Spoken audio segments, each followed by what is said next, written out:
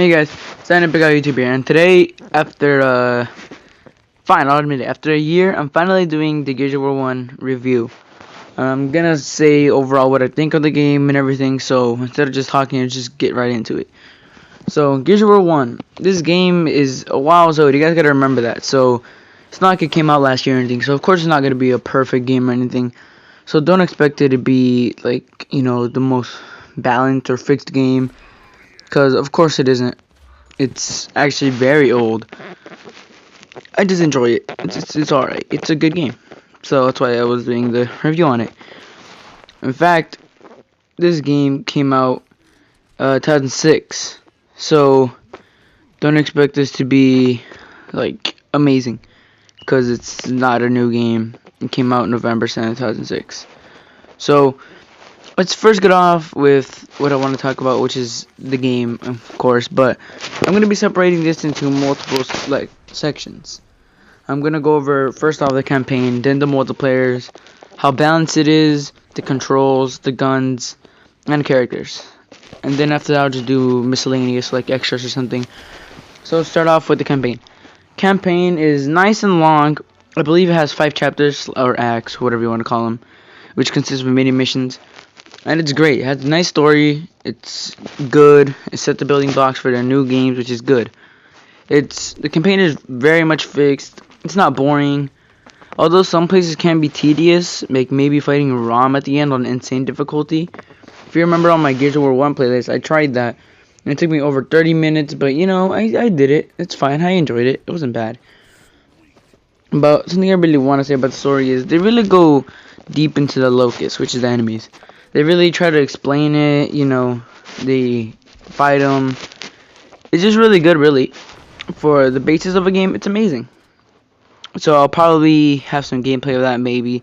Maybe I'll just have multiplayer, since I don't really have a lot of time to upload this. But, campaign phenomenal. If I had to rate it out of 10, I'd probably, rate it like a 9, or like a 8.8. Somewhere around there, like 8.5 through 9. It's a pretty good campaign. I recommend playing it. I think you'd enjoy it. But now I'm going to talk about the multiplayer. Multiplayer, of course, now it isn't going to be so great since it's years old. But as you can see in the gameplay, I surprisingly still have found a game. At the beginning it said 1 player out of 6, or 1 out of 8. So I was like, alright, so 1v1, that'll be alright for gameplay. At least I get to do something. But it actually turned out to a full 4x4. And people were talking, had mics. Of course, I'm not going to add the audio because they were like psychotic and everything. But it was nice, you could still find some multiplayer matches on a pretty old game, which is nice. Now, this will lead me on to some things. On multiplayer, there are a few characters you can choose from. Like, they don't do anything special. You get them by completing the campaign, which gives you a reason to do the campaign. And it's nice because you get new characters, and you could basically do mini customization of your looks, which wasn't a thing that was usually in the old games, which made it nice. Now, one thing I do want to say is the maps are pretty good. Of course, there were some viable ones, but that's fine. It was up to you. And the maps, they weren't nothing you can really. There could be something you could skip over, but it was cool. Who doesn't like seeing a new map and playing it? And as for multiplayer, the game modes, there were multiple game modes. It was fun, like as you can see in the gameplay, I'm doing execution, which you can't just kill someone, you have to execute them. So you have to be either really close and shoot them with like a shotgun, curb stomp them, grenades. The title basically says execution, just gruesome ways. Now, next thing I want to talk about is balance. The game was fairly balanced. All the guns were pretty good. The sniper, aka long shot, you couldn't one shot in the body, but one shot head. However, you didn't have quick ADS speed while aiming in, which makes it balanced. Lancer has good medium range. Now, in this game, I believe the Lancer is very powerful, at least on multiplayer. Maybe not on campaign. As in campaign, we'll talk about it after, but start with multiplayer. The gun is very good. It can even sometimes beat a Nasher shotgun at close range, as long as they miss like 2 or 3 shots. And the chainsaw could be good in a pinch. I'll probably show the gameplay where I get a chainsaw kill. Very clean, very nice. Another gun I liked about Torque Bow, it's pretty nice, and it's balanced because it can one shot no matter where you hit them, but it has a charge up, and it's really hard to shoot the bullet and hit without aiming. So you have a slow, charged up moving target, which is nice. Basically, the game is just balanced. But another thing I want to talk about before we go into the what's it called? The physics, mechanics, whatever you want to call it. I want to talk about the characters. Characters are very nice, so we're gonna go multiplayer characters so far, which are basically all the ones in campaign, except for like maybe a few custom drones and stuff. They're nice. They all have their own quotes, personalities. They all look cool. It's pretty nice. I enjoy it. Now, let's just talk about mechanics. The game is, since it's a pretty old game, of course it's not gonna be perfect. Now, the ADS, the scopes, they're all centered. They're all good. The only problem is the movement. It's not hard to learn and everything. Aim is all on you. If you miss, that's your fault. But what I mean is like the movement. In this game, you could, let's say, you could roll forward, left, right, back, like boost into walls. Not boost, I just say like say cover behind walls swiftly. However, as you can see in the gameplay, sometimes I'll die, and you might look like I'm trash, which I'm not. But of course I'm not the best player. But it's just because I'll be trying to do something, and it will just mess up. So the controls aren't the best, but it's good for its time, and they fix it in the anniversary version, Ultimate Edition. Might do a gameplay on that sometime in the future. I don't know. But anyways, the movement ain't bad.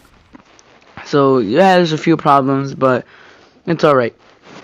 Now let's talk about more into the campaign weapon balance. All the guns are mainly balanced. However, the enemies like the boomers take way too much ammo from the Lancer because you don't usually fight them close range.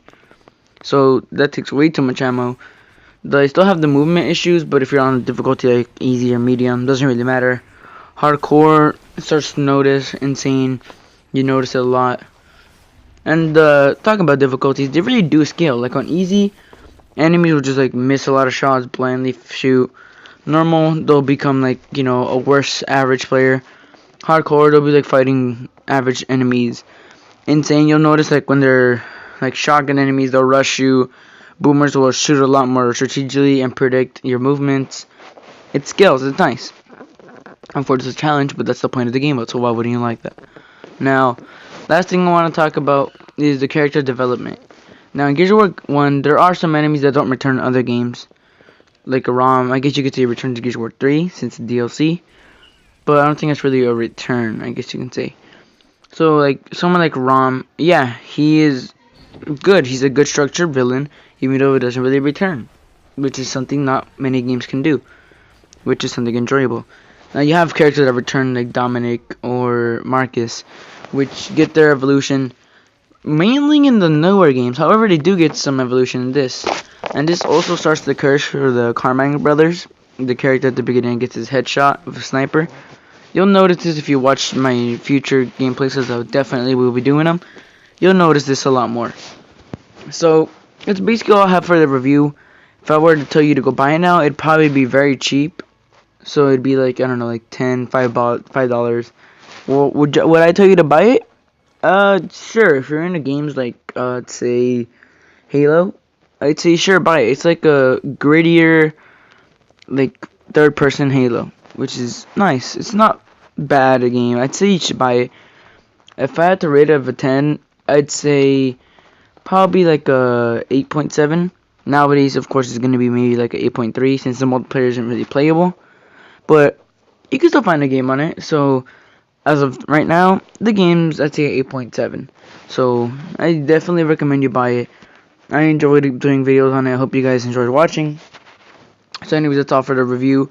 I might have a little bit of gameplay here just to show you like a better look at how the game is. So anyways, guys, that's it for today. I'll upload a new video next week. Goodbye. Hey guys, while editing this, I remembered I said I'd add some miscellaneous, but I forgot. So I'm going to be doing a voiceover to tell you. Miscellaneous, the only thing I could really think about is 1, the downloadable camos for playing, 2, the cog tags, and you could see the achievements. So they do have some miscellaneous stuff you could find, like little Easter eggs. You could find extra dog tags for more game score, and back in the day you could buy online with that, even buy the DLC. That's really all I have for miscellaneous, guys. I'll be uploading this Wednesday. Goodbye.